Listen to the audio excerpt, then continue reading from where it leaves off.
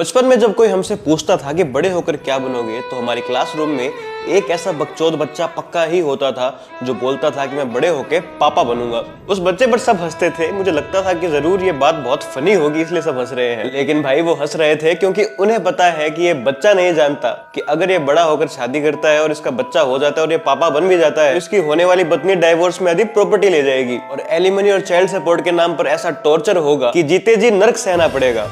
वो तो बेचारे उस बच्चे की मासूमियत पर हंस रहे थे। बैठो बेटा, बहुत कुछ समझना है जिंदगी में। अगर वो लड़का कोर्ट जाएगा ये कहने कि देखो मेरे पास तो पैसे नहीं है एलिमनी देने के लिए, तो उसे ये सुनने को मिलेगा, ऐसा नहीं है तो दो काम कर सकते हो, या भीख मांगो या चोरी करो। तो भीख मांगो या चोरी करो, अपनी पत्नी को गुजारा करने के पैसे दो। अगर पैसे नहीं है तो कानून तुम्हारी ऐसी तैसी कर देगा, और अगर चोरी करते पकड़े गए तो यही जज आपको सजा भी सुना देंगे। देखा, टाइम भी बच गया और कहीं और जाने की जरूरत भी नहीं पड़ी। मस्त प्लान है। और ये सजा इसलिए नहीं है क्योंकि तुम चोर हो, ये सजा इसलिए है क्योंकि तुम मर्द हो। हम लड़के ना, हमारे साथ ऐसा ही होता है। नमस्कार दोस्तों, मेरा नाम ऋषि तावनिया है। चैनल पर पहली बार आए हैं तो सब्सक्राइब करना ना भूले। वीडियो पर एक कमेंट जरूर छोड़ के जाइएगा, इससे मुझे बहुत मदद मिलती है। लड़का लड़की समान है, उनके पास समान अधिकार होने चाहिए, इसकी पुष्टि करने वाला फेमिनिज्म कब टॉक्सिक फेमिनिज्म बन गया पता ही नहीं चला। क्योंकि आज का जो सो कॉल्ड फेमिनिज्म है, जिसे हम सूडो फेमिनिज्म कह सकते हैं, उन्हें महिलाओं के हक से कोई लेना देना है नहीं। उनको एक घड़ी महिलाओं को हक तो दिलाने हैं, लेकिन पुरुषों को 4 गाली देकर। इन्हें वुमेन राइट्स तो चाहिए, लेकिन आदमियों के राइट्स छीन कर। इसका रिसेंट एग्जांपल आपने थोड़े दिन पहले देखा था, बेंगलोर के एक इंजीनियर के साथ जो हुआ, बहुत दुखद था। मैं उनका नाम लूंगा तो यूट्यूब उसे एज रिस्ट्रिक्ट कर देगा, क्योंकि काफी लोगों के साथ हो भी चुका है। आप समझदार है, उनकी बीवी ने उन्हें अपने बच्चे से नहीं मिलने दिया था, एलिमनी में पैसा ऐंठ रही थी और 3 करोड़ की एलिमनी डिमांड भी की थी। एलिमनी के नाम पर इतना पैसा ऐंठा कि उस आदमी को जीना नर्क के समान लगने लगा। ये है toxic feminism supported by Indian laws, जो पूरी तरह इंश्योर करते हैं कि अगर आदमी को मेंटली हैरेस नहीं किया तो फिर क्या किया। आपके पास वक्त है इस काम के लिए? इस काम के लिए तो वक्त ही वक्त है। एलिमनी क्या है? गुजारा भत्ता, यानी डाइवोर्स के बाद पत्नी का गुजारा होता रहे, इतना पैसा पति उनको हर महीने देते रहे या फिर हर साल देते रहे। लेकिन हमारे लॉज का ड्रॉबैक ये है कि अगर पत्नी खुद सेल्फ एम्प्लॉयड है, लाखों में पैसा छाप रही है और पति उससे 1 पैसा भी ऊपर कमा रहा है, तो भी उसे वो रुपए देने पड़ेंगे, उसे एलिमनी में रुपए देने पड़ेंगे। तो ये कैसा गुजारा है भाई? लड़की है या फिर पढ़ी लिखी भिखारी? मैं गरीब हूँ, मैं गरीब हूँ। एक केस आया था जिसमें एक महिला साल के 33 लाख रुपए कमा रही थी। वो कोर्ट में केस कर रही है अपने पति से गुजारा भत्ता मांगने के लिए, और जज भी कह रही है पैसे तो देने ही पड़ेंगे। Our income is only 33 lakh. Am I really supposed to maintain in this kind of scenario when I was not making that kind of money when we separated in 2015? Now, when your income is this much, you are entitled. She is entitled for the maintenance. क्योंकि आदमी के पैसे तो पेड़ पर उगते हैं, उन्हें तो बस पेड़ से तोड़ने हैं और अपनी पत्नी को पकड़ाने हैं, बस इतना भी नहीं कर सकते। छी, धिक्कार है हम पर। लड़कियों को हर महीने 4 से 5 दिन पीरियड्स में क्रैम्प्स आते हैं, उनका ब्लड रिलीज होता है। तुम्हारे होता है क्या? नहीं होता ना? चलो इस बात पर पैसे दो। कोई सेंस है इस बात में? इसके पीछे लॉजिक कुछ नहीं था, लेकिन हर फेमिनिस्ट यही लाइन यूज करती है, टॉक्सिक फेमिनिज्म। ऋतिक रोशन और उनके वाइफ सुजैन खान के डाइवोर्स में सुजैन को 360 करोड़ रुपए एलिमनी में मिले थे।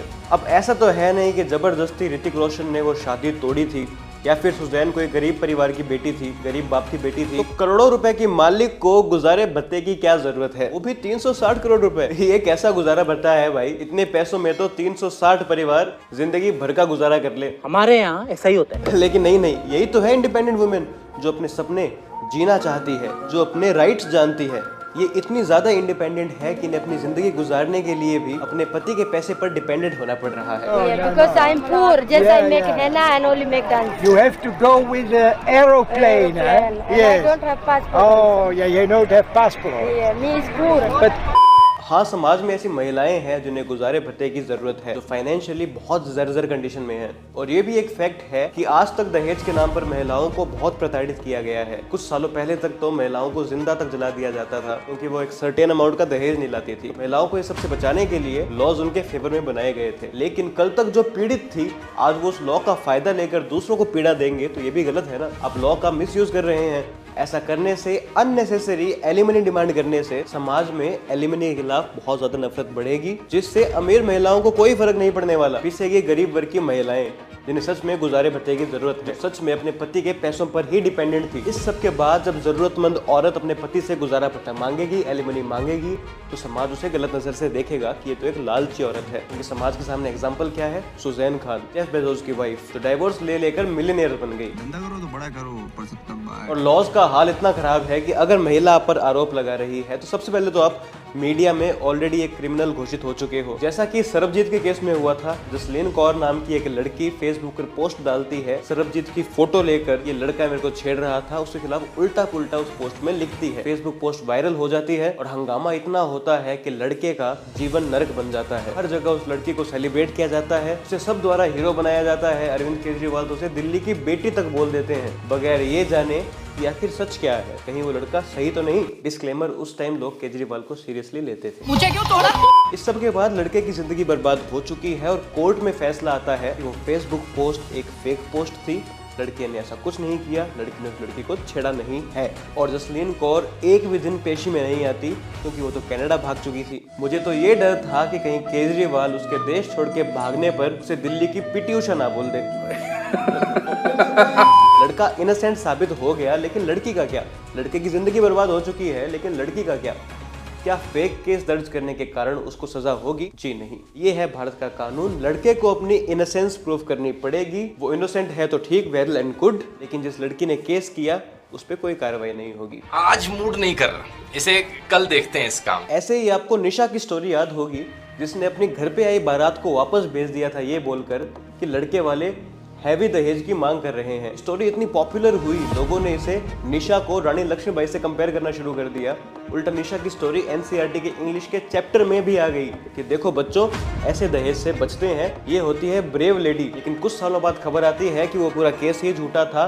निशा का तो किसी और लड़के से प्यार था, उससे शादी करने के लिए उसने अपने होने वाले पति मनीष और उसके परिवार पर झूठा केस लगा दिया। मनीष को अपनी जिंदगी का बड़ा हिस्सा जेल में बिताना पड़ा। मनीष के परिवार को कोर्ट में दिन रात चक्कर लगाने पड़े और निशा अपने पति के साथ खुश थी। लेकिन कोर्ट नहीं तो ऊपर वाला तो देख रहा है, सेम वही केस निशा की भाभी निशा के भाई पर कर देती है। निशा का परिवार मुझसे दहेज मांग रहा था और फिर उन्हें जेल जाना पड़ता है। ये होता है कर्मा।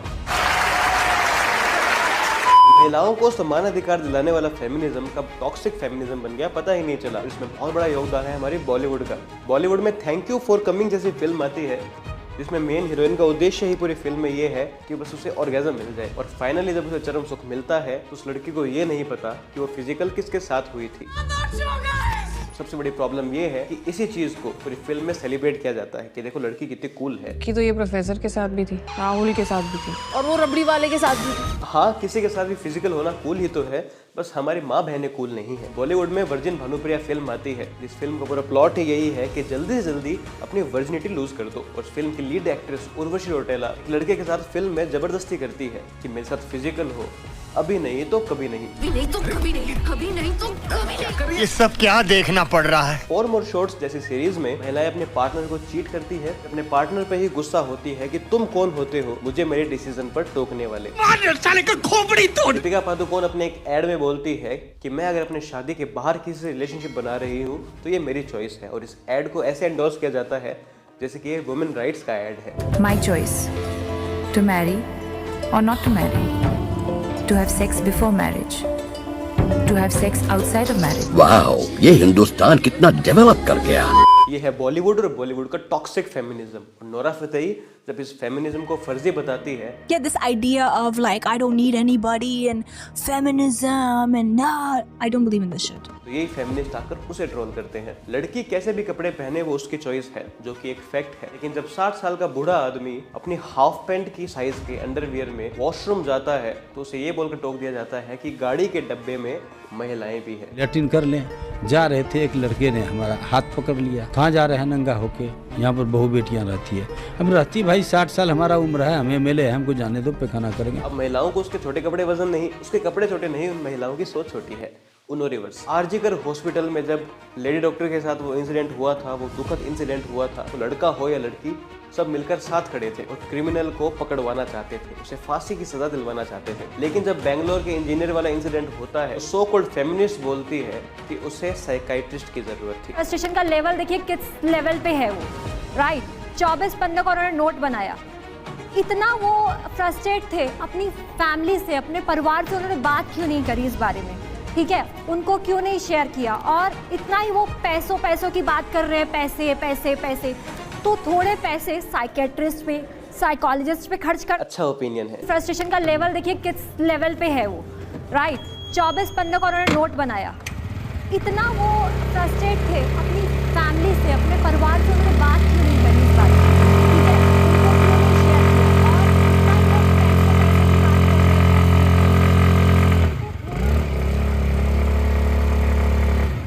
कुछ इन्फ्लुएंसर्स भी ऐसे हैं जो टॉक्सिक फेमिनिज्म बढ़ा रहे हैं। Men want women to talk about the recent Subhash case, not because they feel strongly about men's mental health or men's rights, but because they want to discredit feminism. एक और toxic feminist, तुमको कैसे पता कि लोग अतुल के इंसाफ के लिए लड़ रहे हैं या फेमिनिज्म के खिलाफ लड़ रहे हैं? ये तो आपका पर्सनल ओपिनियन है। Stop spreading your fake narratives. ये कितना इनसेंसिटिव है कि ऐसा केस हुआ है और आप उस आदमी को सपोर्ट नहीं कर रहे, उल्टा केस को डाइवर्ट कर रहे हैं किसमें? फेमिनिज्म वर्सेस पैट्रियार्की में। शर्म आनी चाहिए आपको। Now, if you have a problem with the laws protecting women, maybe you should become a feminist and empower the women. That will make them financially independent. जी हाँ, टॉक्सिक फेमिनिज्म को खत्म करने के लिए आप खुद फेमिनिस्ट ही बन जाइए। हम गधे हैं। By the way, even the husband can get alimony if the wife earns more than him. But a girl will never marry a guy who earn less than her.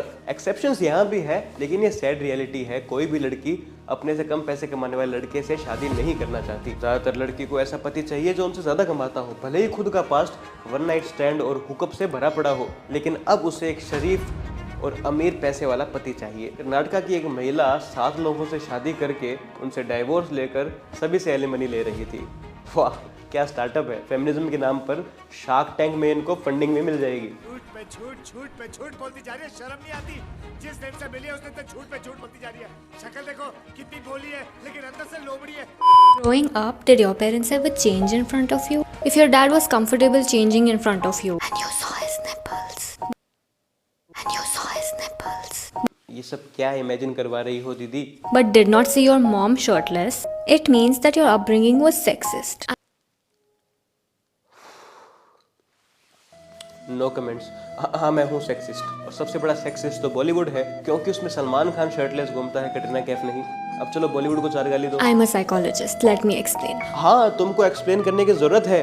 किसने बना दिया तुम्हें psychologist? Children are being taught to sexualize their mother's body. एक बेटा कभी अपनी माँ की बॉडी को सेक्सुअलाइज नहीं करेगा। ब्रेस्ट फीमेल बॉडी का एक प्राइवेट पार्ट होता है, आप उसे कितना भी नॉर्मलाइज करने की कोशिश कर लीजिए, रियलिटी यही है कि वो एक प्राइवेट पार्ट है। आप एक मैन के छाती पर ऐसे कर सकते हैं, लेकिन एक विमेन के करेंगे तो वो अनकंफर्टेबल हो जाएगी। आज का फेमिनिज्म बोलता है I don't need man, but उन्हें मैन के पैसे पूरे चाहिए। इनका इंडिपेंडेंस, इनका फेमिनिज्म सब धरा का धरा रह जाता है जब ये कोर्ट में जज के आगे एलिमनी के नाम पर भीख मांगती है। खुद लाखों कमा रही है, लेकिन अगर पति करोड़ों कमा रहा है तो उसके पैसे हमको दे दो, क्योंकि हमारा लाखों रुपए में गुजारा नहीं हो रहा। कोई तरीका है भीख मांगने का? और डाउरी तो एक बेटी के बाप की कमर एक बार तोड़ता है, लेकिन एलिमनी एक आदमी और उसके परिवार की कमर जिंदगी भर तक तोड़ता है। हार्दिक पांडे के बाद अब युजवेंद्र चहल का भी यही सीन देखने को मिल रहा है। उनके डाइवोर्स के रूमर्स आ रहे हैं। अगर डाइवोर्स होता है तो एलिमनी में करीब 60 करोड़ रुपए धनुश्री को मिलेंगे। अब धनुश्री खुद एक सेल्फ इंडिपेंडेंट लड़की है, खुद पैसे कमाती है, उसे एलिमनी लेनी तो नहीं चाहिए, लेकिन देखते हैं क्या होता है। कहीं यहाँ भी टॉक्सिक फेमिनिज्म में देखने को ना मिल जाए। वीडियो कैसी लगी मुझे ज़रूर बताइएगा कमेंट सेक्शन में। नेक्स्ट वीडियो किस पे बनाऊँ मुझे कमेंट सेक्शन में बताइएगा। वीडियो को शेयर कीजिएगा दोस्तों के साथ, वीडियो को लाइक कीजिएगा और चैनल को सब्सक्राइब करना ना भूलें। मिलते हैं नेक्स्ट वीडियो में। जय हिंद।